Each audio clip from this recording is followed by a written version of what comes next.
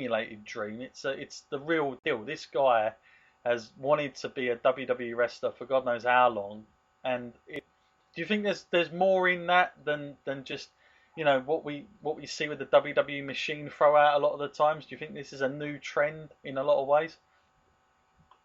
Yeah, I think it is a bit of fan power really that's got him there, and in small victories like this, we should be proud of them because it does mean everything to this guy. I like that speech when he came out and he said, he'll be able to tell his grandkids that he fought for the WWE World Heavyweight Championship Hmm. because that's true. He Yeah. can say that, Hmm. and no one's going to take that away from him now. And I think it's great that we, like, as a collective, as fans, we can give a guy like him who would have never had that chance, that opportunity. It's just one night. He's not going to win it. It's just a bit of fun. Yeah. My opinion about signing him, I think that from what I'm reading, WWE had no interest in signing him full time, but apparently heads have turned since the merchandise sales of his T-shirt because he's gone through the roof apparently. So whether they sign him long term or short term, it might be a shorter term kind of deal, but they might just toy with the idea for a couple of months, get him out of that title picture and see what he can come up with a big. I mean, this guy in a lot of ways, Matt, he could lose all the time, but he could still have that great effect on a heel. Like if you got a heel that you want to get over more, who better to go up against than James Ellsworth and absolutely destroy the bloke? Who are you going to get more heat from for doing that to? So I do think there's definitely room for him to stick around against the top heel in the long run. I'm not talking about WWE title level, but you could definitely use him again and again. So it'll be interesting to see. But all power to him, good for him for getting for getting there for sure. And long may he continue, I guess, in a lot of ways. Matt, here's a topic that we're not. Well, it's coming up worse than Roman now. TNA, the latest TNA, Matt, is it's getting unbelievable. Lawsuits coming in. Now we hear a bank is after them. There's loans coming out. Also, something I read last week was that the owners of the Fight Network, I forgot who they're called, but apparently they loaned Billy Corgan the money for this, and they're waiting for that to come back. It's an absolute nightmare. I can't tell you enough how many times we've said this about TNA, but this is a bit of a joke now, Matt. Obviously, every 7 days that our podcast comes around, there's not just one story. There's about four or five. Where does this where does this leave them currently, Matt? Let's just say. I don't know. It makes you wonder how much of a beating this company can take because it's taken a real hard beating, but it always gets back up. I just don't know how it does it because for all logical reasons would say that they should be finished by now, but they just got that determination to keep going. I suppose that's admirable, but I'm not too sure it's doing them any favors in the end. They could just end up like becoming more of a failure than what they would have been if they just quit years ago. Yeah, it was reported that there's 200 and was it $207,000 that they owe, which is on top of everything else that they've got to deal with at the moment. Lots of sort of inner problems as well between even Billy Corgan and Dixie Carter. Yeah, it's an absolute nightmare, and this type of stuff, it doesn't. I don't think it makes a TV company out there, Matt, go, well, I fancy having them on my station currently. I don't think it's doing that at all, quite frankly. So um, yeah, just not good stuff for TNA. I mean, it's just getting worse every week. And like I say, they've already got a loan that they get back as well. I mean, they are really in serious financial problems. I don't know how close they are to filing to sort of bankruptcy at the moment, but yeah, I don't know if it's going to get to that. But I've got a feeling this, like Matt said, I just have a really bad feeling that all this could blow up even worse than what we've seen because at the moment every week Matt just seems a complete decline. If we had a line graph, I think that there's only one way it's going currently, and yeah, just not good. I mean, I've always said I've enjoyed the wrestlers. It's just the company. It's just so almost. I mean, you look at it now, man. It's very badly run in business terms. I've always said that the thing with TNA is that they've never turned a profit, and they've always got out of Dodge because of Dixie Carter and her family and all the rest of it. But I mean, if they were just a normal company, they would not have survived, quite frankly, and that's been one of their biggest problems. But yeah, I guess all we can say, Matt, is we wait till next week. We wait until we see what else is going to happen in the next 7 days, because it's that kind of issue at the moment. But I can't say there's no light at the end of the tunnel currently, for TNA. There's been little hopes here and there, but I think overall it's on a huge decline, really and truly. I don't know if you got anything to add to that, Matt. No, just that I wish them luck. A lot of luck. Yeah, for sure. Okay, where are we going to go to now? Yes, let's talk Survivor Series. Next month, everybody, is obviously, as I hinted to earlier, it's going to be coming from Canada. It's going to be a big event, and myself and Matt, we're going to be bringing the podcast. We're going to have basically a whole weekend dedicated to the Survivor Series, so you're going to be able to catch everything. We're going to have a magnificent 7 that myself and Matt were basically scratching our heads with what could we come up with a bit of a theme for Survivor Series. But we finally got it. We're going to go for top 7 moments, our favourite moments. I think, Matt.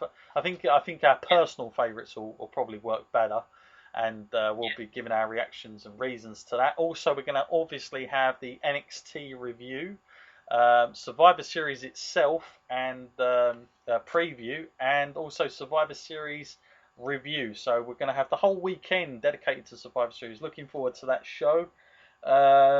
Matt, let's just go on to last couple of subjects here. This sort of blew up in the week as well. I'm sure you saw it. The HBK AJ Styles poster that was banded around. Now, Matt, there's 2 ways of looking at this. One, we say to ourselves, did AJ Styles go home one day, get so bored that he went and used his photo editor and Photoshop and thought, I'll come up with this and put it out there? Or, like me, do you think this is WWE? Because I can't imagine AJ Styles got that bored that he thought he'd do that and stick it out there. What do you read into this? And obviously we know San Antonio is the place of the Royal Rumble. It's funny, it's interesting, Matt, that 20 years ago to that date, well, not to the exact date, but to the year anyway, Shawn Michaels was in the exact same place at the Royal Rumble up against Sid for the title. I don't know if you can remember that, but we'll be going back there in that month. But 20 years later, now, goodness knows how many years he's been out. Obviously, up against The Undertaker in his last bout was the retirement match. Do you think WWE, because I know WWE has literally been after bringing Shawn back for a long time now. They've been knocking on that door for a long old time. They want him. They want some use out of him somewhere. Do you think this is likely?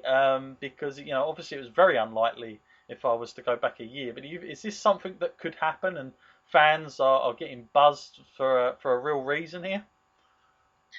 Yeah, I'd say that it's something they would definitely like to happen. I mean, you're right. I mean, I think they have been trying to get Shawn back into it, but I don't know. For me, it doesn't really feel kind of right, because Shawn ended his career in his terms. A lot of wrestlers don't have that option to end it the way that they would dream that he would. And the Undertaker and his match with him, it was an amazing match. The story was right, everything about that was right. And the right man, the right time, the right place, all of that. So I would kind of feel bad if they gave it up. Of course I want to see Shawn Michaels back in the ring.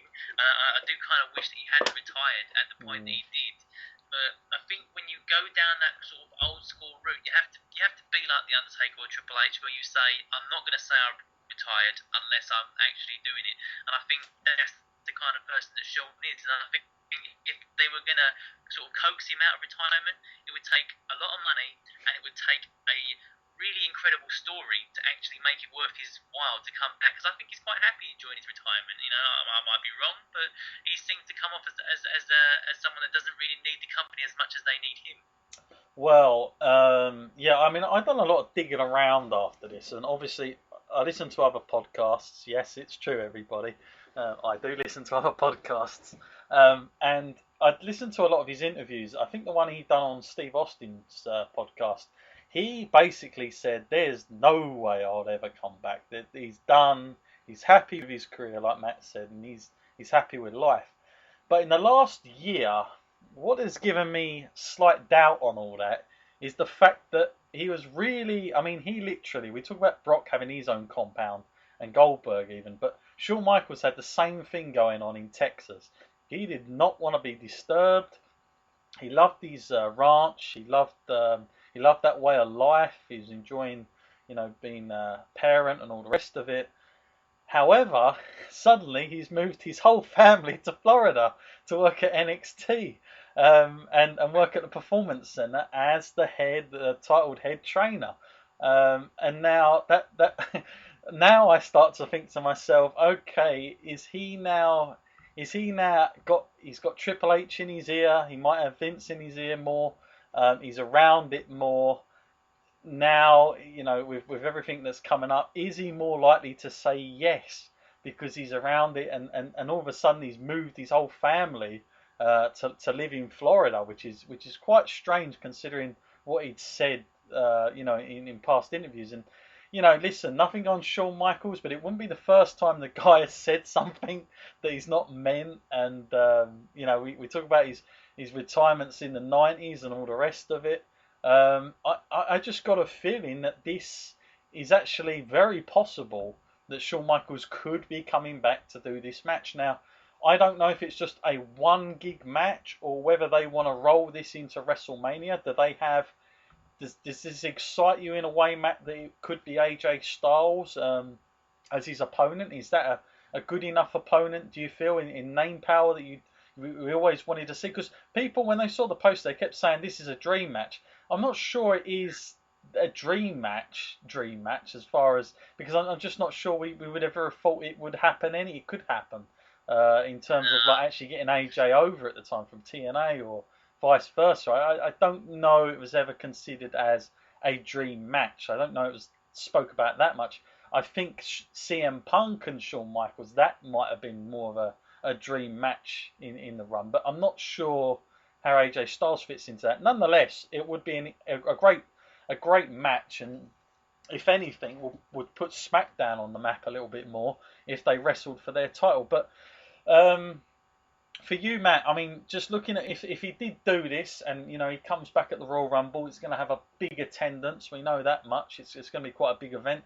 How do they get round, first and foremost, how do they get round the whole Undertaker thing? Because that's what I worry about. Like, where that just gets destroyed, doesn't it? I mean, if you're retired, you're in a retirement match, it's like, well, that meant nothing then, ultimately, Well, they did that with Shane McMahon in the Undertaker's match, Yes, so who's to say they can't do it with Shawn? I mean, disappointingly, I do wish like they would stick by their word a lot more often, because that match with Shane and Undertaker did really mean nothing. So the match with Shawn and Undertaker, let's keep that meaning something. I mean, like I said before, I do want to see Shawn back, but they fought long and hard before Shawn retired, and they thought this is the right time and this is what I want. You can't just suddenly change your mind. Even though it would be incredible, it's just the other side of it as well is Shawn he's a lot older now. How do we know that he still can go like he used to? He has had his sort of medical issues, and that's probably like all of that catching up with him was probably what added up to him retiring quite early anyway. Yeah, I think we'll see how that one develops in the long run. I mean, it's tough to say because as a fan, I want to see Shawn Michaels, but then looking back at it in the long run, I'm not sure I'd be too happy. It'll have to be really worth it because The only way they're going to get around it is to have something really personal.